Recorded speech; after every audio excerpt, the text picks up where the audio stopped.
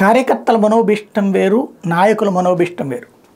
జనసేన కార్యకర్తలకి పవన్ కళ్యాణ్ సీఎం కావాలి, గట్టిగా పోరాడాలా, 50-50 అన్న తీసుకోవాలి. ముందు తనే సీఎం కావాలి నుంచి 50-50కి వచ్చారు. ఇప్పుడు సీఎం కాకపోయినా పర్లేదన్నటువంటి కోణంలోకి తీసుకురాగలిగారు పవన్ కళ్యాణ్. ఎందుకంటే తనకి జగన్ శత్రువు కాబట్టి, జగన్ని గద్దెనెక్కనివ్వకూడదు కాబట్టి. అదే సందర్భంలో ఇప్పుడు భారతీయ జనతా పార్టీ వాళ్ళకి మోడీ ప్రధానమంత్రి కావాలనుంది. ఆంధ్రప్రదేశ్ నుంచి ఇప్పుడు ఎలాగూ ప్రధాని కావడం ఖాయం అన్నప్పుడు ఈ టైంలోనైనా పొత్తొద్దని వాళ్ళందరూ గట్టిగా భావించారు. కానీ అధినాయకత్వం వచ్చేటప్పటికి 370 సీట్లు, అలాగే ఎన్డీఏలోకి బలమైనటువంటి పక్షాలు అన్నటువంటి రూట్లో తెలుగుదేశం పార్టీని చేర్చుకునేటువంటి ప్రక్రియ సాగుతోంది. ఈ దశలో సాగుతున్నటువంటి ప్రక్రియ మీదన భారతీయ జనతా పార్టీకి సంబంధించిన కార్యకర్తల ఆవేదన ఎట్లుంటుందో ఒకసారి చూద్దాం. ఆంధ్రప్రదేశ్లో పొత్తు ఎవరి కోసం? దేశంలో వస్తున్న మంచి మార్పుల్లో ఆంధ్రప్రదేశ్ ప్రజలు భాగం కావడం కోసం, ఆంధ్రప్రదేశ్ అభివృద్ధి కోసం తెలుగుదేశం = జనసేనతో పొత్తు = మేము అధికారంలోకి వస్తాం బీజేపీ అండలేకపోయినా. తెలుగుదేశం నాయకులు ధీమా. ఆంధ్రప్రదేశ్ పొత్తు లేకపోయినా కేంద్రంలో బీజేపీ 350 సీట్లు గెలుస్తాం, బీజేపీ కేంద్ర నాయకత్వం ధీమా.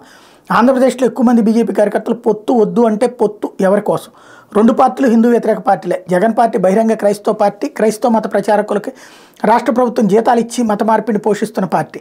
ఇలాంటి ఉదాహరణలు ఎన్నో. తెలుగుదేశం పార్టీ తక్కువ తిందా? తాము అధికారంలోకి వస్తే ముస్లింలకు ప్రత్యేక బ్యాంక్ ఏర్పాటు చేస్తామని టీడీపీ యువ నాయకుడుగా భావి ముఖ్యమంత్రి లోకేష్ హామీ ఇచ్చారు. కృష్ణా పుష్కరాల సందర్భంలో రోడ్డు విస్తరణ పేరును తొలగించిన హిందూ మందిరాలకు ప్రత్యామ్నాయ స్థలాలు కూడా ఇవ్వని ఆనాటి టీడీపీ రాష్ట్ర ప్రభుత్వం ఇట్లాంటివి ఎన్నో. దేశం అభివృద్ధి హిందూ అజెండా, కేంద్ర ప్రభుత్వ అజెండాలు జాతీయ స్థాయిలో దేశ అభివృద్ధి అజెండాతో పాటు హిందూ అజెండాతో మోడీ ప్రభుత్వం ముందుకు వెడుతూనే ఉంటే రాష్ట్రంలో హిందువుల బాధని పట్టని నేత బీజేపీకి సంబంధించి రాష్ట్ర పార్టీ తమ పార్టీ బలం ఎన్నికల్లో ఎలా పెంచుకోవాలని కాక చంద్రబాబుని ఎలా అధికారంలోకి తీసుకురావాలని మదన పడుతున్న నేటి బీజేపీ రాష్ట్ర నాయకత్వం. పొత్తుంటే పోటీ చేస్తాం, లేకపోతే పోటీ మాట దేవుడు ఎరుగు, ఈ పార్టీలో ఉండం. ఇతర పార్టీలకు జంప్ లాంటి ఇలాంటి బీజేపీ నాయకులు బీజేపీ రాష్ట్ర నాయకత్వం 7 సంవత్సరాల సమయం దురుపయోగం చేసిన గత బీజేపీ రాష్ట్ర నాయకత్వం. పొత్తు సందర్భంగా బీజేపీ ముసుగులో టీడీపీ నాయకులు గెలిపించడం కోసం టీడీపీ నాయకుల వ్యూహానికి అనుకూలంగా వ్యవహరిస్తున్న ప్రముఖ కీలక బీజేపీ నాయకులు.